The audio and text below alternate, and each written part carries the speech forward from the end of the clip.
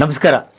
ಒಂದು ವಾರದಲ್ಲಿ ನಮ್ಮ ರಾಷ್ಟ್ರದಲ್ಲಿ, ರಾಜ್ಯದಲ್ಲಿ, ನಮ್ಮ ಸುತ್ತಮುತ್ತ ಏನಾಯಿತೋ, ಏನು ನಡೆಯಿತೋ ಮರೆಯುವ ಮುನ್ನ ಒಂದು ಸಣ್ಣ ಇಣುಕು ನೋಟ, ನಮ್ಮ ಮನದಾಳದ ಮೃದು ಮಾತುಗಳ ಒಂದು ಸಣ್ಣ ಲಘು ಹರಟೆ ಪ್ರಚಲಿತ.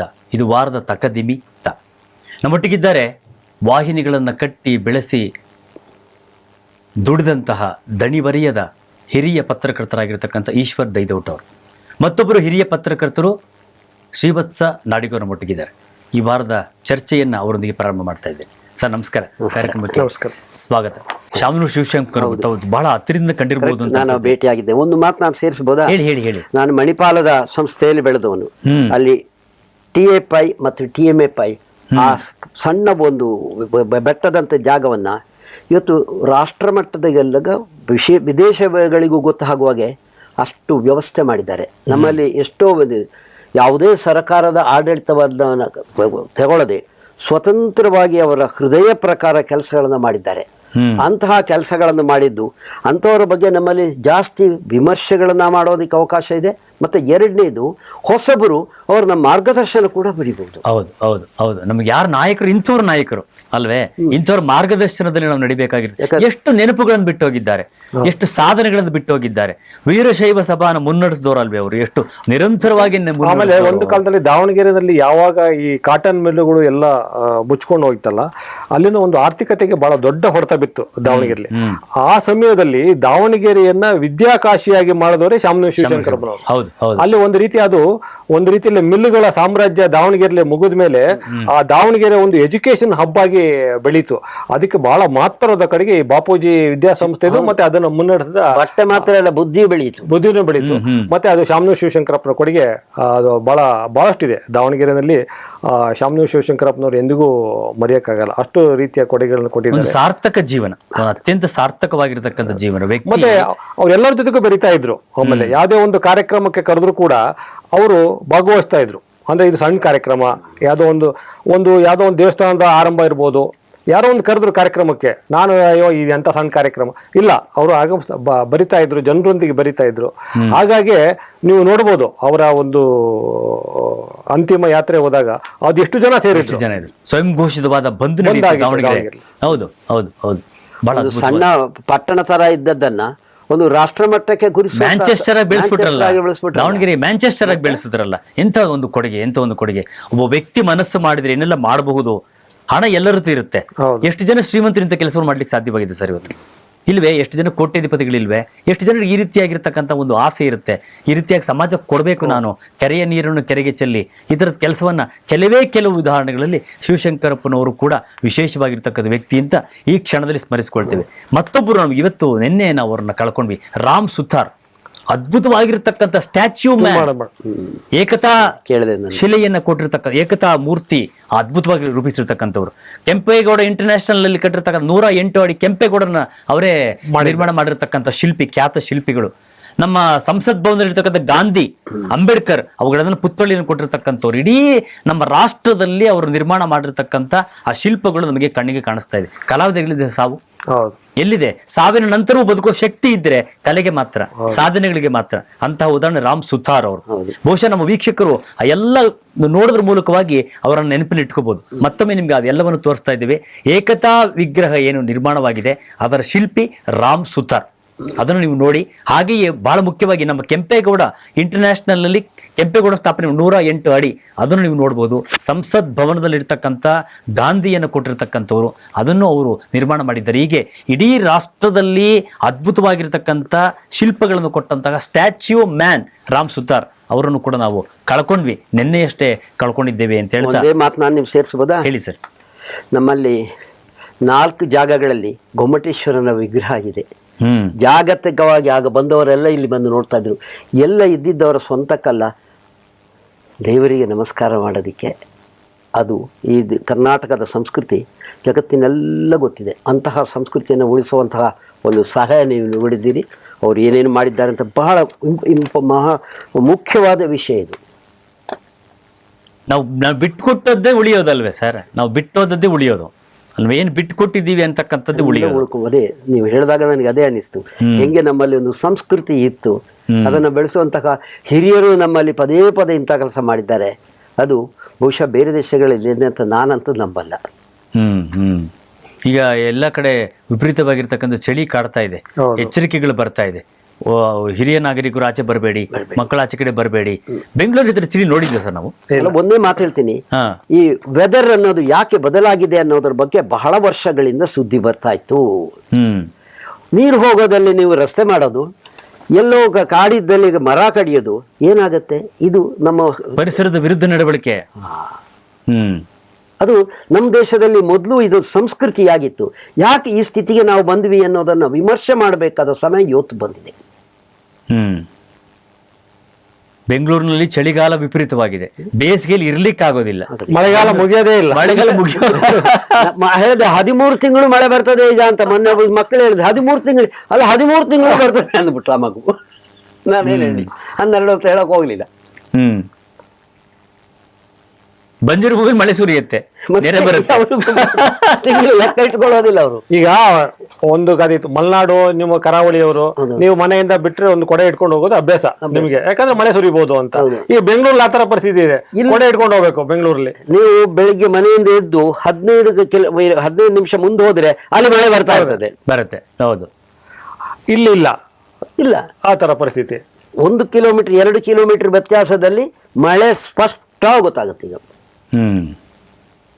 ಒಂದೇನು ಅಂತಂದರೆ ಅದಕ್ಕೆ ಕಾರಣ ನಾನು ಊಹೆ ಮಾಡಿರುವಂಥದ್ದು, ನಮ್ಮ ಬ್ಯಾಂಗ್ಳೂರು ಮೊದಲು ಹೇಗಿತ್ತು ಇವತ್ತು ಹೇಗಿದೆ, ಅದನ್ನು ಸೃಷ್ಟಿ ಮಾಡೋದಕ್ಕೆ ಮರ ಗಿಡ ಎಲ್ಲ ಕೊಚ್ಚಿ ಹಾಕ್ತಾ ಇದ್ದೀವಿ ನಾವು ಅಷ್ಟೇ.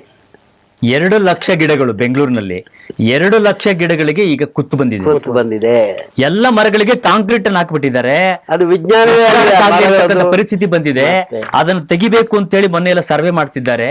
ಬೆಂಗಳೂರಿನಲ್ಲಿ ನಡೆದಿರ್ತಕ್ಕಂಥ ಪರಿಸ್ಥಿತಿ ಇವತ್ತು ಕಾಂಕ್ರೀಟ್ ಹಾಕಿ ಮುಚ್ಚಿಬಿಟ್ಟಿದ್ದಾರೆ ಸರ್. ಅದು ಹೆಂಗ್ ಉಸಿರಾಡುತ್ತೆ? ನೀರು ಹಾಕಕ್ಕೆ ಜಾಗ ಇಲ್ಲ. ನಿನ್ನೆ ಹೋಗಿ ನಮ್ಮ ಕಾರ್ಪೊರೇಷನ್ ಅವರೆಲ್ಲ ಸಮೀಕ್ಷೆ ಮಾಡಿದ್ದಾರೆ. 2,000 ಗಿಡಗಳನ್ನ ಸಂರಕ್ಷಣೆ ಮಾಡಿ ಅಂತ ಹೇಳಿದ್ದಾರೆ. ಅದನ್ನ ಕೆದಿಬೇಕಂತ ಮತ್ತೆ ಈಗ ಕಾಂಕ್ರೀಟ್ ಹಾಕುವಾಗ ಏನ್ ಮಾಡ್ತಿದ್ರು?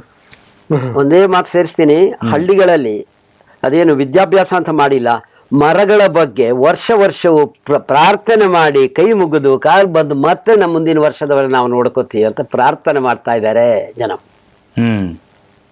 ನೀವು ಅದನ್ನು ವಿಜ್ಞಾನ ಅಂತ ಹೇಳ್ತೀರಾ ಅಥವಾ ಹಿರಿಯರು ಕೊಟ್ಟ ಆಶೀರ್ವಾದ ಅಂತೀರಾ? ನಮ್ಮ ಹಳ್ಳಿಗಳಲ್ಲಿ ಮಳೆಗಾಲ ಬಂದ ಕೂಡಲೇ ಅದರ ಬಗ್ಗೆ ಎಚ್ಚರ ಆಗ್ತಾರೆ. ಇವತ್ತೂ ಇದೆ, ಅದರ ಪ್ರಕೃತಿ ಬದಲಾಗ್ತಾ ಇದೆ. ಆಮೇಲೆ ಮಲೆನಾಡಲ್ಲಿ ಬೇಸಿಗೆ ಕಾಲದಲ್ಲಿ ನೀರಿಗೆ ಅಭಾವ ಆಗುವ ಪರಿಸ್ಥಿತಿ ಬಂದಿದೆ. ನೋಡಿ, ವೆರಿ ಸೀರಿಯಸ್ ಇಶ್ಯೂ. ಇದಕ್ಕೆ ಸಂಬಂಧಪಟ್ಟಂತೆ ಒಂದು ನಮ್ಮ RSS ಒಬ್ರು ಒಂದು ಮಾತು ಹೇಳಿದ್ದಾರೆ. ಎಲ್ಲ ಧರ್ಮದವರು, ಎಲ್ಲ ಜಾತಿಯವರು ಮರಗಳನ್ನ ಪೂಜಿಸಬೇಕು, ನದಿಗಳನ್ನ ಪೂಜಿಸಬೇಕು ಅಂತ ಹೇಳಿದ್ದಾರೆ. ಪರಿಸರವನ್ನು ಆರಾಧನೆ ಮಾಡಿ ಅಂತ ಹೇಳ್ತಿದ್ದಾರೆ. ನೀವು ಅದನ್ನ ಮರ ಅಂದ್ಬಿಟ್ಟು ನೀವು ಹಿಂದೂಗಳು ಮಾಡ್ತಾರೆ ಅಂದ್ಬಿಟ್ಟು ನೀವು ಕೈ ಮುಗಿಬೇಕಾದಿಲ್ಲ, ಪ್ರೀತಿಸಿ ಅಂತ ಹೇಳಿದ್ದಾರೆ. ಅಶ್ವತ್ಥ ಕಟ್ಟೆ ಯಾಕೆ ಬಂತು?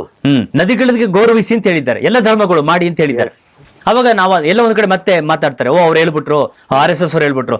RSS ಅಂತ ಬರೋದಿಲ್ಲ, ಇಲ್ಲಿ ಪರಿಸರದ ಬಗ್ಗೆ ಗೌರವ ಕೊಡಿ ಅಂತ ಹೇಳ್ತಕ್ಕಂಥ ಹೃದಯದಿಂದ ಬರುವ ಮಾತುಗಳಿವೆಲ್ಲ ಅಲ್ವೇ? ನಾವು ಬದುಕಬೇಕಾದರೆ ಹೃದಯ ಬೇಕು. ಹಾಗೆ ಪ್ರಕೃತಿಯ ಸಂಪೂರ್ಣ ನಾವು ಕೈ ಪರಿಸರದ ದೂರ ಆಗ್ತಾ ಇದೀವಿ ನಾವು. ಬೆಂಗಳೂರು ಹೇಗಾಗಿದೆ ಸರ್ ಇವತ್ತು? ಬೆಂಗಳೂರು ಇಲ್ಲಕ್ಕೆ ಸಾಧ್ಯವೇ? ಉಸಿರು ಕಟ್ತಾ ಇದೆ ವಾತಾವರಣ ಬೆಂಗಳೂರಿನಲ್ಲಿ. ಈ ಟ್ರಾಫಿಕ್ ಇದಕ್ಕೂ ಪರಿಹಾರವೇ ಇಲ್ಲ. ಎಲ್ಲಿ ಎಂತ ಪರಿಸ್ಥಿತಿ ಆಗಿದೆ? ದೆಹಲಿಯಲ್ಲಿ ಎಂತ ಅಯ್ಯೋ, ರಾಜಧಾನಿ ತಿಳ್ಕೊಬೇಕು ನಾವು. ಹೇಳ್ತೀನಿ, ಈ ದೇಶದಲ್ಲಿ ಈಗ ಅತ್ಯಂತ ಹೆಚ್ಚು ಜನ ಬದುಕಿರೋದು ಬೆಂಗಳೂರಿನಲ್ಲಿ. ಕಲ್ಕತ್ತಾ, ಬಾಂಬೆ ಎಲ್ಲ ನೀವು ತೆಗೆದು ನೋಡಿ. We are number 1 in the country. ನಾ ಬೆಂಗಳೂರಿಗೆ ಬಂದಾಗ ಅದು ಹೇಗಿತ್ತು ಅನ್ನೋದು ನನಗೆ ಗೊತ್ತು. ಶ್ರೀಕಂಠದತ್ತ ನರಸಿಂಹರಾಜ್ ಅವರ ಜೊತೆ ನನಗೆ ಕೊಟ್ಟು ಆವಾಗ ಹೇಗೆ ಮರಗಳು ಎಷ್ಟು ಕಾಣ್ತಾ ಇದ್ವು. ಈಗ ಏನು 20-30 ವರ್ಷದಲ್ಲಿ ಬೆಂಗಳೂರು, ಮೈಸೂರು ಎಷ್ಟು ಬದಲಾಗಿದೆ ಅಂತೇಳಿ ನೀವು ಅದನ್ನು ಚಿತ್ರ ಸಮೇತ ಅಂದರೆ ಫೋಟೋ ಸಮೇತ ಅದನ್ನು ವಿಮರ್ಶೆ ಮಾಡಿದರೆ ನಮ್ಮ ಗ್ರಾಮಾಂತರದವರಂತೂ ಅದನ್ನು ಭಕ್ತಿಯಿಂದ ನಂಬ್ತಾರೆ. ಅಲ್ಲ ಸರ್, ಹಿಂದೆ ಬಂದಾಗ ನೀವು ನೋಡಿ 30-40 ಅಡಿಯ ಒಂದು ನಿವೇಶನದಲ್ಲಿ ಒಂದು ಮನೆ ಇರ್ತಾ ಇತ್ತು. ಎಷ್ಟು ಜನ ಇರ್ತಾ ಇದ್ರು? 4 ಜನ 5 ಜನ. ಈಗ ಅದೇ 30-40 ಒಂದು ನಿವೇಶನದಲ್ಲಿ ಎಷ್ಟು ಮನೆ ಇರುತ್ತೆ ಇವಾಗ? ಹ್ಮ್ 3 ಮಾಡಿ ಸರ್ಕಾರ ಬೆಂಗಳೂರು ಇವರೇ ಕೊಟ್ಟಿರೋ ಅನುಮತಿ ಪ್ರಕಾರ 3 ಮನೆ ಕಟ್ಟಬಹುದು. 30 ಅಡಿ 40 ಅಡಿ ರಸ್ತೆ ಕೊಡ್ಬೋದು. ಅಂದ್ರೆ ಎಷ್ಟಾಯ್ತು ಅಲ್ಲಿಗೆ? ಒಂದು 30-40 ಜನ, 4 ಜನ ವಾಸ ಮಾಡ್ತಿದ್ದ ಜಾಗದಲ್ಲಿ ಇವತ್ತು 12 ಜನ 15 ಜನ ವಾಸ ಮಾಡ್ತಾ ಇದ್ದಾರೆ ಇವತ್ತಿನ ದಿವಸ. ಅದೇ ಎಷ್ಟು ಅಪಾರ್ಟ್ಮೆಂಟ್ಗಳು, ಎಷ್ಟು ಜನಸಂಖ್ಯೆ ಬೆಂಗಳೂರಲ್ಲಿ, ಮೈಗ್ರೇಷನ್ ಎಷ್ಟು ಆಗ್ತಾ ಇದೆ. ಒಂದು ಅಪಾರ್ಟ್ಮೆಂಟ್ ಮಿನಿಮಮ್ ಅಂದ್ರೆ 100 ಕಾರ್ಗಳಿರುತ್ತೆ. 100 ಕಾರ್ಗಳು ಮಿನಿಮಮ್ 100 ಕಾರ್ಗಳು. ಪ್ರತಿದಿನ ಬೆಂಗಳೂರಲ್ಲಿ 3000 ಎಲೆಕ್ಟ್ರಿಕ್ ವೆಹಿಕಲ್ ರಿಜಿಸ್ಟರ್ ಆಗ್ತಾ ಇದೆ. 3000 electric vehicle. Number 1 in India ನಾವು ಬ್ಯಾಂಗ್ಳೂರ್. ಮೈಗ್ರೇಷನ್ ಆಗ್ತಾ ಇದೆ. ಆಮೇಲೆ ಇಷ್ಟು ದೊಡ್ಡ ರಸ್ತೆ ಇದ್ರೆ 2 ಕಡೆ ಪಾರ್ಕಿಂಗ್. ರಸ್ತೆ ಮಾತ್ರ 60 ಅಡಿ, ಅಲ್ಲಿ ಸಿಗೋದು ಎಷ್ಟು ಜಾಗ? 20 ಅಡಿನೂ ಸಿಗಲ್ಲ, 30 ಅಡಿ ಸಿಗಲ್ಲ. ಮನೆಯಿಂದ ಈಗ ನೀವು ಕಾರ್ ತಗೊಂಡು ಹೊರಗೆ ಹೋದ್ರೆ ರಾತ್ರಿ ಹೋದಾಗ ಅಲ್ಲಿ ಹೋಗಕ್ಕೆ ಜಾಗ ಇರೋದಿಲ್ಲ. ಪಾರ್ಕಿಂಗ್ ಇಲ್ವಲ್ಲ, ಎಲ್ಲ ಮನೆಗಳ ಮುಂದೆ ಪಾರ್ಕಿಂಗ್. ಮನೆಗಳ 2 ಕಡೆ ಇದೆ. ಪೊಲೀಸ್ನವರು ಹಿಂಗ್ ಮಾಡಿ ಹೋಗ್ಬಿಡ್ತಾರೆ. ಆ ರೀತಿಯಲ್ಲಿ ನೋಡಕ್ ಹೋಯ್ತು ಅಂದ್ರೆ ಇವತ್ತು ಕ್ಯಾಬ್ಗಳು ಬಂದಿರತಕ್ಕಂಥದ್ದು ಬಹಳ ಒಳ್ಳೆಯ ವಿಚಾರ. ಕ್ಯಾಬ್ನವ್ರು ಬೇರೆ ಒಂದು ಗಲಾಟೆ ಮಾಡ್ತಿದ್ದಾರೆ. ಈಗ ಮೊನ್ನೆ ಒಂದು ಗಲಾಟೆ ನಡೀತು, ಇತ್ತೀಚೆಗೆ ಈ ವಾರ ನಡೆದಿರ್ತಕ್ಕಂಥ ಗಲಾಟೆ. ನಮ್ಮ ಇಂಟರ್ನ್ಯಾಷನಲ್ ಏರ್ಪೋರ್ಟ್ ಟರ್ಮಿನಲ್ 2 ನಲ್ಲಿ ಒಂದು ಹೊಸ ನೀತಿಯನ್ನು ತರ್ತಿದ್ದಾರೆ. ಪಾರ್ಕಿಂಗ್ ಶುಲ್ಕವನ್ನು ತರ್ತಿದ್ದಾರೆ ಸರ್. ಎಷ್ಟು ಅವೈಜ್ಞಾನಿಕ ಅಂತಂದ್ರೆ, 8 ನಿಮಿಷಕ್ಕೆ ಒಂದು ರೇಟು. 8 ನಿಮಿಷದವರೆಗೂ ಏನೂ ಇಲ್ಲ. 8 ನಿಮಿಷದ ನಂತರ ಅವನು ಟ್ಯಾಕ್ಸಿ ಡ್ರೈವರ್ ಕಾಯ್ತಾ ಇದ್ರೆ 150 ರೂಪಾಯಿ. 13 ನಿಮಿಷದವರೆಗೂ, 13 ನಿಮಿಷದ ನಂತರ 200 ರೂಪಾಯಿ. ಅದು 15 ನಿಮಿಷ ಆಯ್ತು 250 ರೂಪಾಯಿ. ಇದು ಯಾವ ರೀತಿಯಲ್ಲಿ ಮೀಟರ್ ಬಡ್ಡಿ ಲೆಕ್ಕ ಆಯ್ತಲ್ಲ ಸರ್? ಮೀಟರ್ ಬಡ್ಡಿ ಲೆಕ್ಕ ನಮ್ಮ ಟರ್ಮಿನಲ್ ಅಲ್ಲಿ ನಡೀತಾ ಇದೆ. ಇದ್ರ ಬಗ್ಗೆ ಚಾಲಕರು ಗಲಾಟೆ ಮಾಡ್ತಿದ್ದಾರೆ, ಚರ್ಚೆ ಮಾಡ್ತಿದ್ದಾರೆ, ಪ್ರತಿಭಟನೆ ಮಾಡಿದ್ರು ಮೊನ್ನೆ. ಎಷ್ಟರ ಮಟ್ಟಿಗೆ ಶೋಷಣೆ ಮಾಡ್ತಿದ್ದಾರೆ ಅಂತ. ಈಗ ಪ್ರಯಾಣಿಕರು ಬರಬೇಕು ಅಂದ್ರೆ ನೀವು ಟೈಮ್ ಕೊಡಕ್ಕಾಗತ್ತ ಅವ್ರಿಗೆ? ಇಷ್ಟು ನಿಮಿಷದಲ್ಲೇ ಬರಬೇಕು, 8 ನಿಮಿಷದೊಳಗೆ ಬಂದು ನೀವು ಸೇರ್ಕೋಬೇಕು. ಇದನ್ನು ಸ್ಪೋರ್ಟ್ಸ್ ಕೆಟ್ಟೋಯ್ತೆ. 100 ಮೀಟರ್ ರನ್ನಿಂಗ್ ರೇಸ್ ಇದು. ಆರೋಗ್ಯವಂತರಿರ್ತಾರೆ, ಅಶಕ್ತರಿರ್ತಾರೆ, ಅಂಗವಿಕಲರಿರ್ತಾರೆ, ಎಲ್ಲರೂ ಬಡ್ಕೊಂಡ್ ಬರ್ಬೇಕಲ್ವೇ? ಲಗೇಜ್ ತಗೋಬೇಕು, ಎಕ್ಸಿಟ್ ಆಗ್ಬೇಕು, ಅಲ್ಲಿ ಬರಬೇಕು ಅಂತಂದ್ರೆ ನೀವು ಹೇಗೆ ನೀವು ಜಡ್ಜ್ ಮಾಡ್ತೀರಿ ಇಷ್ಟು ನಿಮಿಷದಲ್ಲಿ ಬರಬೇಕು ಅಂತ? ಅಲ್ವಾ ಸರ್? ಅವೈಜ್ಞಾನಿಕ ಅಲ್ವೇ ಇದು? ಇದನ್ನ ಪ್ರಶ್ನೆ ಮಾಡ್ತಿದ್ದಾರೆ. ಇದು ಯಾರು ಮಾಡಿದ್ರು? ಅವೈಜ್ಞಾನ, ಪ್ರಕೃತಿ ವಿರೋಧ ಕಾರ್ಯ ಅಂತೀನಿ ನಾನು ಅದನ್ನ. ಪ್ರಕೃತಿಯಲ್ಲಿ ಇದ್ದಿದ್ದನ್ನ ನಾವು ಗೌರವಿಸುವುದು ಕಮ್ಮಿ. 8 ನಿಮಿಷ ಫ್ರೀ, 8 ನಿಮಿಷದ ನಂತರ ಸ್ಲ್ಯಾಬ್ ವೈಸ್ ಪೆನಾಲ್ಟಿ ಶುಲ್ಕ. ಕ್ಯಾಬ್ ಡ್ರೈವರು ಹೇಗೆ ಅವ್ರು ಬದುಕಬೇಕು, ಹೇಗೆ ಅವ್ರು ಜೀವಿಸಬೇಕು, ಹೇಗೆ ಅವರು ಇದನ್ನ ಒಪ್ಕೊಳ್ಬೇಕು, ಪ್ರಶ್ನೆ ಮಾಡ್ಬೇಕೆ ಮಾಡಬಾರ್ದೆ. ಮನೆ ಸಾದಳಿ ಗೇಟ್ ಹತ್ರ ಎಲ್ಲ ಕ್ಯಾಬ್ ಡ್ರೈವರ್ಸ್ ಎಲ್ಲ ಬಂದು ಗಲಾಟೆ ಮಾಡಿದ್ರು. ಯಾರನ್ನು ಕೇಳಿ ಪ್ರಶ್ನೆ ಮಾಡಬೇಕು? ಇಂತಹ ಅವೈಜ್ಞಾನಿಕವಾಗಿರ್ತಕ್ಕಂಥ ನಿರ್ಧಾರವನ್ನು ತೆಗೆದುಕೊಂಡಿದ್ದಾರೆ. ಇದನ್ನ ಬಹುಶಃ ನಾವು ಎಲ್ಲ ಮೀಟರ್ ಬಡ್ಡಿ ಇದು ಇಲ್ಲಿ ಹಗರಣ ಖಂಡಿತ ನಡೀತಾ ಇದೆ. ಇಲ್ಲಿ ಮೈಗ್ರೇಷನ್ ಆಗ್ತಾ ಇದೆಯಲ್ಲ, ಅದನ್ನ ಯಾಕೆ ಮರೀತೀರಾ ನೀವು? ಬೆಂಗಳೂರಿನಲ್ಲಿ ನಂಬರ್ 1 ನಾವು. ಆಮೇಲೆ ಬೆಂಗಳೂರಲ್ಲಿ ಮೊದಲು ಈ ಆಟೋಗಳಲ್ಲಿ ಎಸ್ಪೆಷಲಿ ಈ ಎಲ್ಲ ಆಪ್ಗಳು ಎಲ್ಲ ಬಂದ ಮೇಲೆ ಈ ಆಟೋಗಳಲ್ಲಿ ಒಬ್ರು ಕೂಡ ಇವಾಗ ಮೀಟರ್ ಹಾಕೋಲ್ಲ ಬೆಂಗಳೂರಲ್ಲಿ. ಒಂದು ಕಾಲದಲ್ಲಿ ಮೀಟರ್ ಹಾಕೋದಕ್ಕೆ ಒಂದೇ ನಗರ ಇದ್ದಿದ್ದು. ನೀವು ಚೆನ್ನೈನಲ್ಲಿ ಆಗ್ತಾ ಇರ್ಲಿಲ್ಲ, ಹೈದರಾಬಾದ್ ಅಲ್ಲಿ ಆಗ್ತಾ ಇಲ್ಲ, ಡೆಲ್ಲಿಲೂ ಆಗಲ್ಲ, ಬಾಯಿ ಬಂದಿದ್ದ ರೇಟು. ಬೆಂಗಳೂರಲ್ಲಿ ಆ ಪದ್ಧತಿ ಆಗಿದೆ. ಹೌದು. ಇಲ್ಲಿಂದ ರಾಜಾಜಿನಗರದಿಂದ ಮಲ್ಲೇಶ್ವರಕ್ಕೆ ಅವ್ರು ಹೇಳಿದ ರೇಟು 100 ಕೋಟಿ 150 ಕೋಟಿ. ನಾವು ತಿರಸ್ಕಾರ ಮಾಡಿ ಆಗಲ್ಲ ಅಂತಂದ್ರೆ ನೀವು ಬುಕ್ ಮಾಡಿ ಕ್ಯಾಬ್ ರೇಟ್ ಎಷ್ಟು ಅಷ್ಟು ಕೊಡಿ ಅಂತ ಬರ್ತಾರೆ. ಆ ಥರದ ವಾತಾವರಣ ಬೆಂಗಳೂರು ನಿರ್ಮಾಣವಾಗಿದೆ. ಸುಮ್ಮನೆ ಕೂತಿರ್ತಾರೆ, ಖಾಲಿ ಇರುತ್ತೆ ಆಟೋ, ಬರೋಲ್ಲ. ಮತ್ತೆ ಅವರಿಗೆ ಕನ್ನಡದವ್ರು ಕಂಡ್ರೆ ಸ್ವಲ್ಪ ಅಷ್ಟಕ್ಕಷ್ಟೇ ರೇಟು, ಇವರು ಜೋಕಾಸಿ ಮಾಡ್ತಾರೆ ಅಂತ. ಅದೇ ಯಾರೋ ಬೇರೆ ಭಾಷಿಕರು ಬಂದ್ರೆ ಫಸ್ಟ್ ಅವ್ರು ಹೇಳಿದ ರೇಟ್ ಅವ್ರಿಗೆ ಡಿಸ್ಟೆನ್ಸ್ ಎಲ್ಲಿಂದ ಎಲ್ಲಿಗೆ ಆಯ್ತು ಗೊತ್ತು. ಬೆಂಗಳೂರಿಗಾದ್ರೆ ಗೊತ್ತು, ಇಲ್ಲಿಂದ ಜಯನಗರ ಇಷ್ಟು ದೂರ ಆಗತ್ತಪ್ಪ, ಇಷ್ಟು ರೇಟ್ ಆಗುತ್ತೆ ಅಂತ. ಪಾಪ ಬೇರೆ ಕಡೆಯಿಂದ ಬಂದವ್ರಿಗೆ ಏನು ಗೊತ್ತಿರುತ್ತೆ, ಜಯನಗರ ಎಲ್ಲಿದೆಯೋ ಅಂತ ತಿಳ್ಕೊಳ್ತಾರೆ. ಅವ್ರು ಹೇಳಿದ ರೇಟ್ ಕೊಟ್ಬಿಟ್ಟು ಹೋಗ್ತಾರೆ. ಅವ್ರ ಕಂಡ್ರೆ ಬಹಳ ಪ್ರೀತಿ. ಅಂತ ಪರಿಸ್ಥಿತಿ ಒಂದಿದೆ ಇವತ್ತು. ಆದರೆ ಒಂದು ನಾನು ಗಮನಿಸ್ತಿದ್ದೇನೆ, ಇದಕ್ಕೆ ಮುಖ್ಯವಾಗಿ ನಮ್ಮಲ್ಲಿ ಈ ಹಳೆ ಜಾಗ ಇದೆ, ಇಲ್ಲಿಗ ಬೇರೆ ಬೇರೆ ಕಡೆಯಲ್ಲಿ ನಮ್ಮಲ್ಲಿ ಮನೆಗಳೆಲ್ಲ ಬಂದಿವೆ. ಅಲ್ಲಿ ಜನ ಬೆಳಿಗ್ಗೆದ್ದು ವಾಕಿಂಗ್ ಹೋಗೋದು ಜಾಸ್ತಿ ಆಗ್ತಾ ಇದೆ. ವಯಸ್ಸಾದವರು, ಲೇಡೀಸು ಹೋಗ್ತಾರೆ. ಯಾಕೆ ಅಂದರೆ ಶುದ್ಧ ಗಾಳಿ ಅಂತ. ಎಷ್ಟೋ ಜನ ಅಜ್ಜ ಅಜ್ಜಿಯರು ವಾಕಿಂಗ್ ಹೋಗೋದು ಇತ್ತೀಚಿನ 2 ವರ್ಷ ನಾನು ಗಮನಿಸ್ತಾ ಇದ್ದೇನೆ. ಅದರಲ್ಲಿ ಯಾರ ಪರಿಚಯವರಿದ್ದಾಗ ಅವ್ರ ಹತ್ರ ಮಾತಾಡಿ ಹೋಗ್ತೀನಿ. ಅಂದರೆ ಜನಸಂಖ್ಯೆ ಬೆಂಗಳೂರಿನಲ್ಲಿ ಜಾಸ್ತಿ ಆಗ್ತಾಯಿದೆ, ನಂಬರ್ 1 ಆಗಿದೆ. ಎರಡನೇದು ಬೇಕಾದಂತಹ ಬೆಳವಣಿಗೆಗಳು ಆಗಿಲ್ಲ ಅನ್ನೋ ಅನಿಸಿಕೆ ಬರ್ತದೆ. ನಾವು ಕೊರೋನಾ ಟೈಮಲ್ಲಿ ನೋಡಲಿಲ್ವೇ ಆಮ್ಲಜನಕ ಎಷ್ಟು ಒದ್ದಾಡಿದ್ವಿ ಅಂತ? ಅದೇ ರೀತಿ ಪರಿಸ್ಥಿತಿ ಬರುತ್ತೆ. ಶುದ್ಧ ಆಮ್ಲಜನಕ್ಕೋಸ್ಕರವಾಗಿ ನಾವು ಹುಡ್ಕೊಂಡು ಹೋಗ್ಬೇಕಾದಂತ ಅನಿವಾರ್ಯತೆ ಸೃಷ್ಟಿಯಾಗುತ್ತೆ. ಎಲ್ಲ ಯಾವುದೋ ಒಂದು ಬಹಳ ಕಲ್ಪನೆ ಅಂತ ಇದ್ವಿ, ದೂರ ಒಂದು ಇದು ಸಿಲಿಂಡರ್ ಕಟ್ಕೊಂಡು ಹೋಗ್ತಾ ಇರೋದು ಕಾರ್ಟೂನ್ ನೋಡಿದ್ದು. ಬರ್ಬೋದು, ಖಂಡಿತವಾಗ್ಲೂ ಬರ್ಬೋದು.